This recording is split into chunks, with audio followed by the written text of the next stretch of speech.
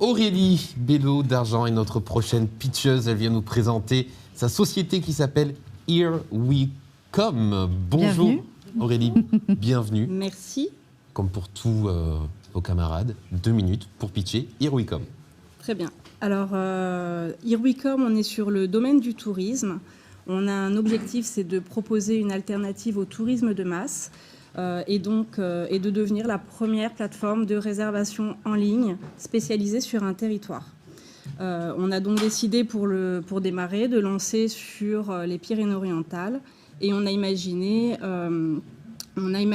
un modèle à mi-chemin entre l'agence de voyage traditionnelle qui va accompagner le voyageur, le conseiller, le rassurer également, et ce qu'on appelle les OTA, donc Online Travel Agency, qui, elles, ont plutôt pour vocation de proposer une offre en masse sur lequel le voyageur va pouvoir réserver son séjour de n'importe où et à n'importe quel moment, puisque tout se fait en ligne. Donc, nous, on est à mi-chemin entre les deux. On propose une plateforme de réservation en ligne, locale, sur lequel le voyageur va pouvoir réserver son séjour, pouvoir le composer s'il le souhaite, et sur lequel il va pouvoir bénéficier de recommandations locales, d'une expertise locale, qui vient non seulement d'Here We Come, puisqu'on est une agence de voyage, mais également de nos partenaires qui sont les professionnels du tourisme. Donc, bien joué, très bien. J'ai du technique, ça va, tout va bien. Donc, Tout va bien. la volonté, quelque part, d'humaniser un petit peu le numérique. Oui, alors réhumaniser un petit peu le voyage, remettre l'humain au cœur du voyage, c'était l'idée principale. Et puis permettre aux voyageurs d'avoir une véritable immersion en arrivant sur une plateforme qui effectivement va lui proposer une offre assez conséquente sur le territoire, qui va mettre en relief un petit peu tout ce qui existe sur le territoire, mais avec une véritable expertise et surtout des conseils et recommandations de nos partenaires qui sont donc les professionnels du tourisme du territoire. Et c'est eux qui vont donner un petit peu les tips aux voyageurs, quoi faire quand vous arrivez sur le territoire. Donc il y aura bien sûr de l'activité, mais il pourra aussi y avoir des balades, des randos, quels produits acheter, typiquement locaux. Donc voilà, c'est un peu redonner les lettres de noblesse au voyage, repartir sur la découverte, l'humain, le partage. C'est ça qu'on a essayé de faire avec Here We Come. Est partie d'où cette idée? Est-ce qu'il y avait une frustration peut-être d'un côté de payer trop cher à l'agence et de l'autre de ne pas avoir assez d'humains sur Internet et vous vous êtes dit, allez, je réunis les deux? Non, oui, alors Enfin, pas tout à fait. C'est surtout partie d'expérience personnelle. Moi, je suis passionnée de voyage. J'ai longtemps voyagé, pendant plusieurs années en sac à dos. Et c'était durant ces expériences, je me suis rendu compte que finalement, le low cost m'avait permis de voyager, mais avait un peu déshumanisé le voyage, qui pour moi était vraiment synonyme de rencontre, d'échange, de découverte. Et c'est ça que j'ai voulu remettre dans la plateforme. Au final, c'est la mise à disposition de la connaissance de passionnés du pays catalan à ceux qui souhaitent le découvrir aussi. Tout à fait. La première idée, c'est de se dire qui est mieux placé que le professionnel du tourisme, que l'hébergeur qui habite sur place, qui connaît parfaitement son domaine d'activité et son territoire, qui est mieux placé que lui pour donner des informations aux voyageurs. Et donc c'est remettre un petit peu tout ça au centre, permettre aussi de réhumaniser justement les hébergeurs, les hôteliers, qui aujourd'hui malheureusement sont très souvent perçus juste comme quelqu'un qui va offrir un lit. Mais derrière, il y a des hommes qui connaissent parfaitement leur territoire et qui peuvent tout à fait conseiller le voyageur. Et donc du coup, c'est redonner cette place d'expert aux professionnels du tourisme. Votre projet, il en est où aujourd'hui? Alors, le projet aujourd'hui, la plateforme va sortir au mois de janvier, dans les jours à venir. Bravo. Merci. Ça fait un petit bout de temps qu'on y travaille. On a sorti en amont plusieurs outils qui permettent justement aux voyageurs d'avoir de l'information. Donc, on a un blog, un annuaire d'activités. Donc, ça, c'est pour la partie vraiment informative. On a lancé l'été dernier une marketplace d'activités, donc en fait une plateforme de réservation d'activités spécialisée sur les Pyrénées-Orientales.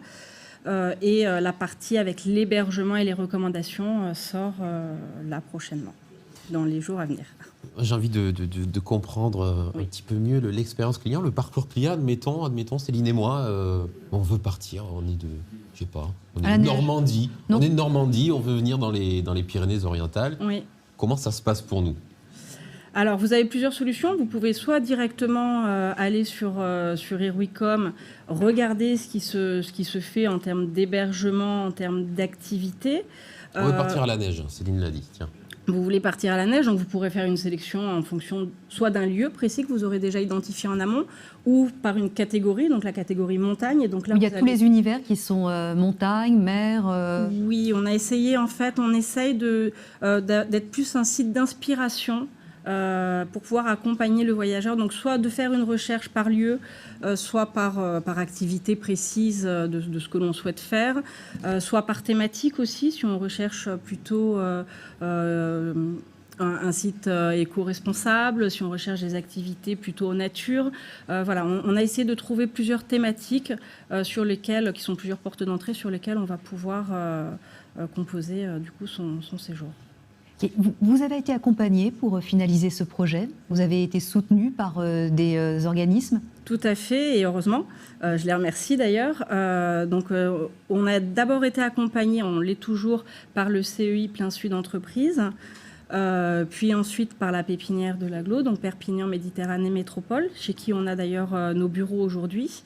Et puis on a également été accompagné par BPI. On a obtenu une bourse French Tech notamment. Ils ont été un des premiers d'ailleurs à nous suivre. On a également eu Initiative Pays Catalan qui nous a suivis. Et puis on a été ensuite accompagné par une banque qui nous a permis de lancer ce développement de projet. Quel est l'accueil d'ailleurs des offices du tourisme de votre projet ? Vous les avez contactés ? Comment ils perçoivent votre idée ? Oui, bien sûr. Alors, c'est d'ailleurs même les premiers que je suis allée voir en développant le projet.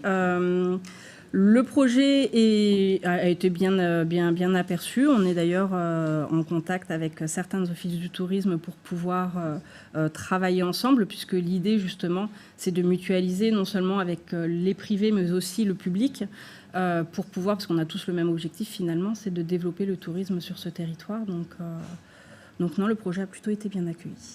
Pas trop de galères dans le développement du projet ? Aussi. Ah si, beaucoup, ouais.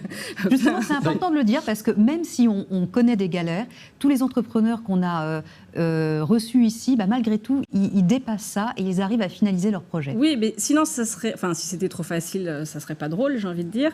Et c'est aussi ce qui nous permet d'avancer sur le projet, justement. C'est toutes les difficultés qu'on rencontre, qu'on arrive à surmonter, ou sur certaines où c'est compliqué, où on est bloqué à un moment donné, savoir aussi pivoter un petit peu.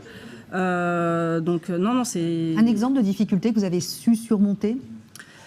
Le dernier en date, le Covid, sur le tourisme. Forcément, on est impacté. Initialement, la plateforme, on devait la lancer l'été dernier, été 2020. Et en fait, avec le premier confinement, on a dû tout mettre de côté. On est en pleine phase de commercialisation, de recrutement, entre guillemets, de nos partenaires. Et c'est vrai que c'était très compliqué à ce moment-là. Il n'y avait aucune visibilité. D'ailleurs, un an après, on n'a toujours pas forcément plus de visibilité. Flou, ouais. Donc, ça a été très compliqué. Ça nous a retardé dans le lancement de la plateforme. Et donc, du coup, il a fallu qu'on réagisse très rapidement. Et donc, on a décidé de développer la plateforme d'activité qui n'était pas du tout prévue initialement au projet. Et c'est ce qu'on a lancé l'été dernier. Et ça a marché, du coup ? Alors, ça a fonctionné. J'ai pas de référence, du coup, puisque forcément, c'était la première année. C'était une année un peu particulière. Mais oui, ça a bien fonctionné l'été dernier. Il y a eu un trafic important sur le site ? Il y a eu un trafic. Alors, c'est vrai qu'on avait un blog déjà initialement en amont qui nous permet où on a pas mal de monde qui nous suit. L'année dernière, on a fait pas loin de 100 000 visites, donc ce qui est pas trop mal pour un blog. Et donc, oui, la marketplace d'activité a bien fonctionné. Mais par exemple, ça, c'était un outil qui n'était pas du tout prévu au départ et qu'on a développé très rapidement pour pouvoir s'adapter. Ouais. Je suis assez curieuse. Quel est le type d'activité qui attire le plus de clics, de curiosité ? Alors, cet été, c'était les activités de nature. Forcément, extérieur, un peu plus forcément. Et puis on a eu aussi la culture. la culture qui est vraiment remontée, notamment avec un de nos premiers partenaires qui est, je ne sais pas si je peux citer, le musée de Tautavel. Donc le musée de Tautavel, cet été, vraiment, vous avez perçu un intérêt pour ce musée-là. Et puis parce qu'aussi, ils ont élargi leurs activités, ils ont développé pas mal de choses. Et là, notamment l'été, ils avaient des journées survie, par exemple, qu'ils ont mis en place. Et ça, je pense que c'est effectivement quelque chose... ils ont su s'adapter. Des journées survie, c'est-à-dire des journées survie, c'est-à-dire que pendant une journée, on peut partir avec ses enfants, pas très loin, enfin à Tautavel, du coup. Il faut survivre. Et donc, du coup, on leur apprend les techniques du feu, par exemple, les techniques de la chasse. On leur explique un petit peu plus en détail. Et puis, bon, pour les enfants, c'est très instructif, forcément. Et c'est très agréable. Ça permet de passer un moment en famille ou entre amis. Bon, de la survie, mais on est sûr de rentrer le soir quand même. Oui. Jusqu'à maintenant, on n'a pas eu de perte. Et ça, donc, ça a piqué la curiosité des internautes. Et donc, vous avez pu ensuite répondre à leurs questions, à leurs demandes. Alors, les internautes... Vous les mettez en contact directement avec le musée? Oui, ils sont directement sur notre site d'activité.